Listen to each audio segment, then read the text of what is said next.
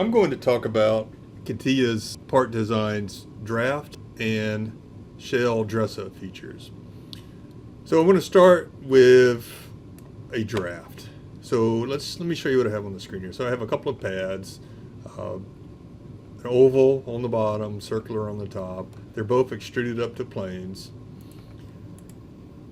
So let's put a draft in first. So what I want to do is I'm going to draft this outer surface around the oval. I'm going to draft it 5 degrees out, and at the same time I'm going to draft the cylindrical surface inwards 5 degrees, and I want that 5 degrees to be the same, and the same draft, both within the same draft. So let me just go straight to the draft tool so I can show you what's happening with this. So it's a dress up feature, so it's on the dress up features toolbar, and faces to draft. So tangent propagation is probably turned on, so it goes all the way around and picks all the faces around that perimeter, and then let's pick the cylinder. So those would be the faces to draft. Next, let's select a neutral element. So what does a neutral element do? Well, that will define a pivot element for your faces to draft to rotate around.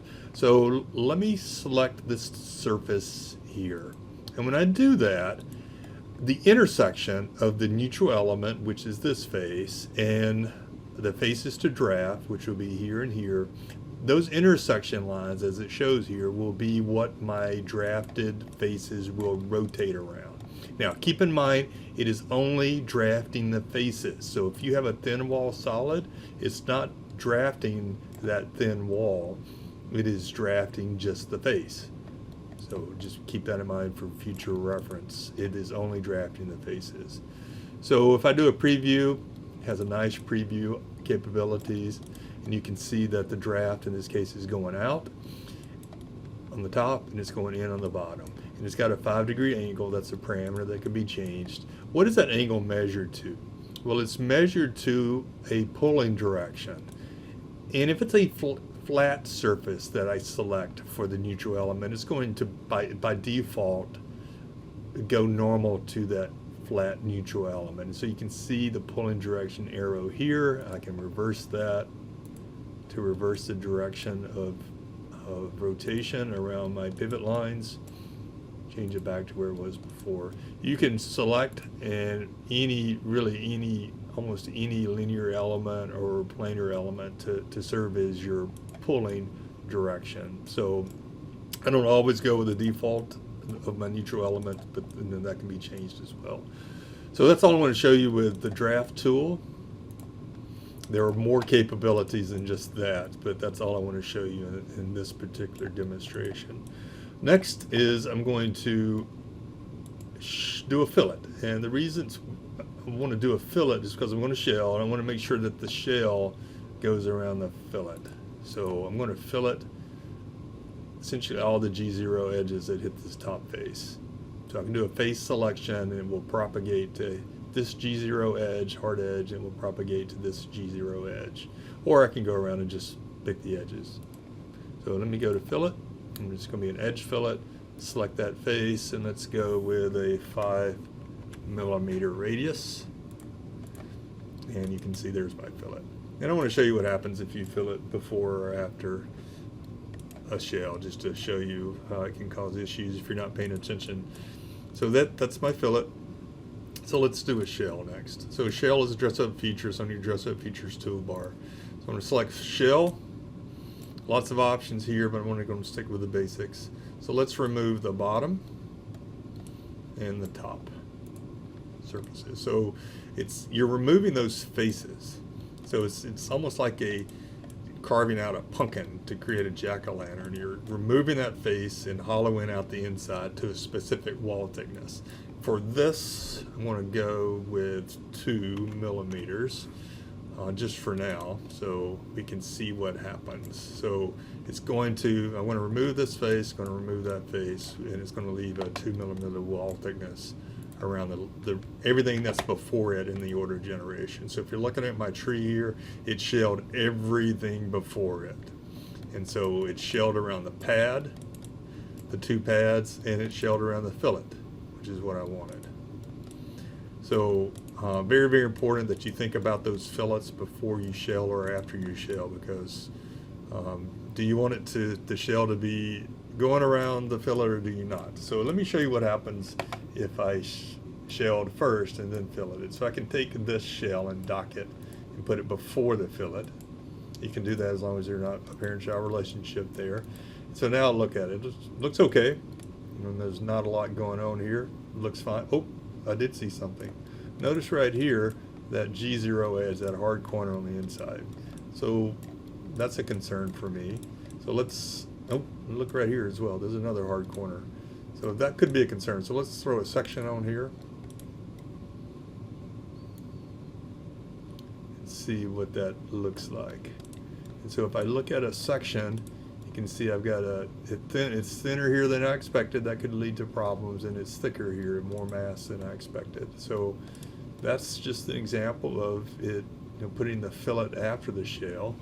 And if I were to go in and make this fillet too big at this stage of the game, let's jump this up to 8 and see what happens.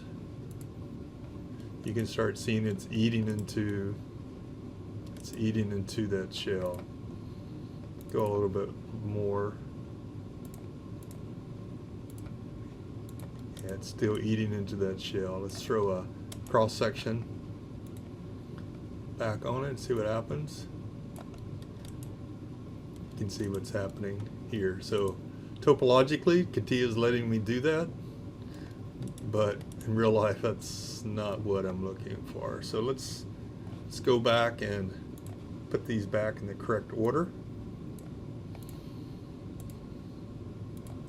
So that's correct according to what I'm trying to accomplish. Now, I can also put some holes in this. I can put a hole here, so it does make a difference where your hole is in regards to the fillet. So let me put a hole in here. I want to put it on this XY plane in my axis system. And looks like it's causing a topological issue. That's because it's trying to cut empty space. I can fix that by just moving. See if I can make it move.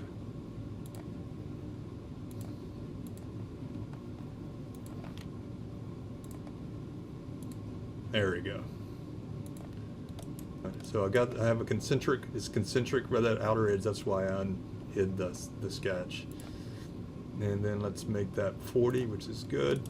And we'll hide the sketch. Won't need that again.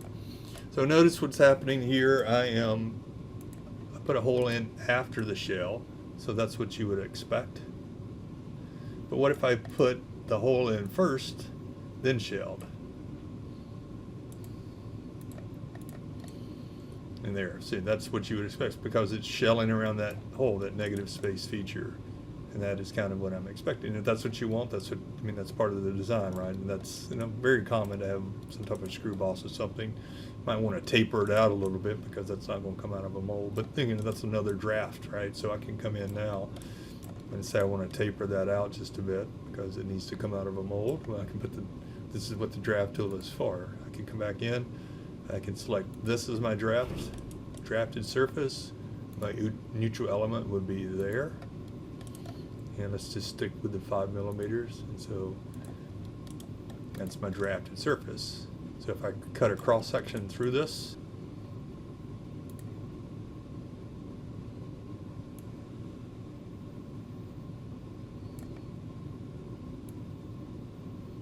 you can see I've got the draft, which is what I'm looking for, if that was part of my design.